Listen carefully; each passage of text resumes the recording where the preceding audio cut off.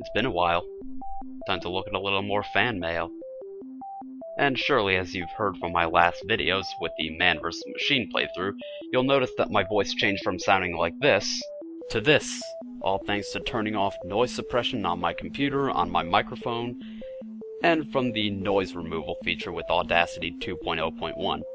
Had it in 1.3, but didn't seem to work as well. Anyway, with my voice no longer sounding like I'm in a tunnel, let's get to the mail.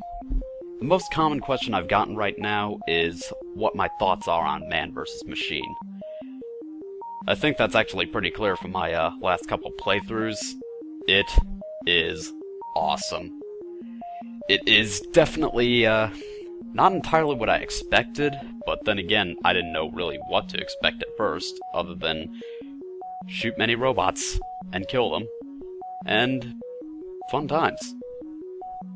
What I'm really kind of disappointed about is the fact that in the video you see red and blue working together, but in the game it's only red team pitted against blue robots. And that's something I really hope that Valve addresses sometime in the future. Most popular theory for that on places like the Steam-powered user forums is that while red team is defending against the bots, blue team is on a payload-esque mission to push a payload cart into the robot headquarters, or Gray Man's headquarters, or something like that. And if that happened, that'd be pretty cool, and it would solve the problem. So that's definitely something I'd really like to see in the future.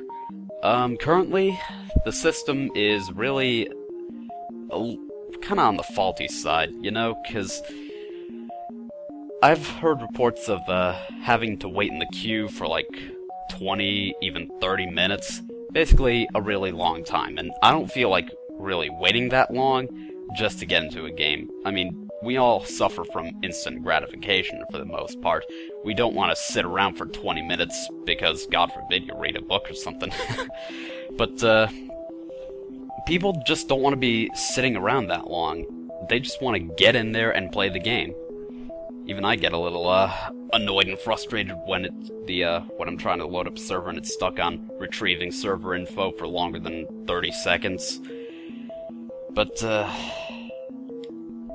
and then I've also heard reports that, after you get into the server, on multiple occasions, like, I'm reading this one report right here on Steam-powered user forums, and the guy says, I've just queued for 15 minutes, 12 minutes, and 20 minutes, only to be vote-kicked after being in the server for 1 minute all 3 times. And reading about stuff like that only makes me thankful that I play Man vs. Machine in a private server, with friends, password protected.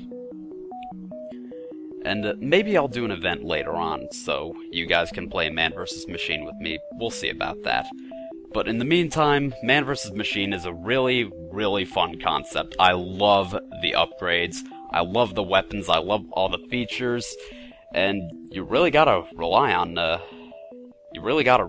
one another in that mode. I really like the teamwork that goes into it, because every player, it's just like Left 4 Dead, every player feels necessary, every player feels like they need to be there, they have some sort of purpose. They really pulled it off well, I really think. It was definitely worth the wait, and I can really tell they put a lot of effort into it, especially with the new animations on the robots. That's really cool. And I'd really like to see what they're gonna do with the engineer bots, because those don't spawn yet, do they?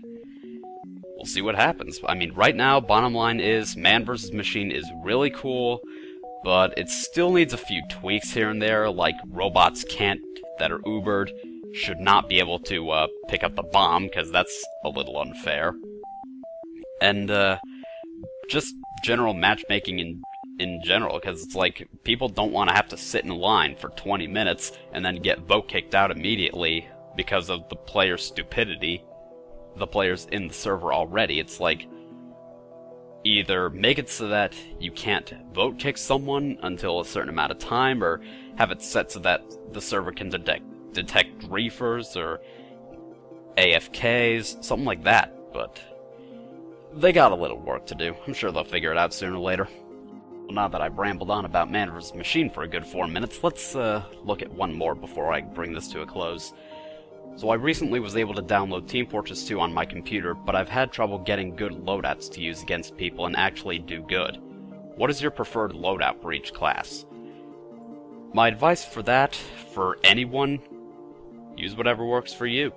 I mean, you gotta play around with all the different weapons and see which ones fit your style. Like, if you're a demo man and you want to play more defensively, use the Scottish Resistance. Or, if you want to play more defensively as a heavy, use the Brass Beast. Or you want to play more offensively, you could probably use the Tomislav. It all depends on your personal needs, personal styles.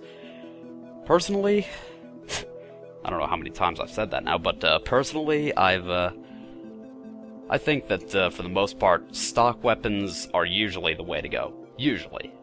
That's basically, stock is always your go-to weapon of choice. Like, what can I say here? I mean, Scout, I use pretty much all stock, except the Holy Mackerel, if you can, Soldier, the only upper unlock I use is the Escape Plan. Pyro, I use the Homewrecker and the Rainblower. Demo Man, I use the Ulapul Caber, not for tactical reasons, just because it's fun to use. Heavy, I use the Family Business. Engineer, I think I'm all stock. Medic, I'll use the Crusader's Crossbow and Amputator. Yeah, not the Uber Saw, because I like to have that extra 1 HP per second regen. Sniper, I use the Tribalman Shiv just so I can track down spies. And if I'm feeling like a bastard, I'll just use the Huntsman, because I can't snipe for shit, because I suck at him. And Spy, I'm also all stock. For the most part, for me, I use stock weapons, but maybe someday I can do a video or two, or a number of videos, covering the different weapons and what you can use them for, which is why I even started the whole TF2 weapon tactics in the first place, and then started slacking off. I was working on the Crusader's Crossbow, but then it got buffed, and I said, fuck it, this video's outdated. I might do it again, I might redo it, but I really don't see the point of doing it right now. Maybe I'll do it, but for right now, I'll have to figure out what weapon I'm gonna do next, and when I'm actually gonna do it, but there you have it. For the most part, try out the stock weapons. Those are your go-to weapons of choice, and just play around with the unlocks and see which ones you like. If they work for you, keep them. And don't expect people not to call you a douchebag for using weapons like the Enforcer, Phlogistinator, Pomson, and shit like that. Because there are overpowered and debatable and controversial crutch weapons.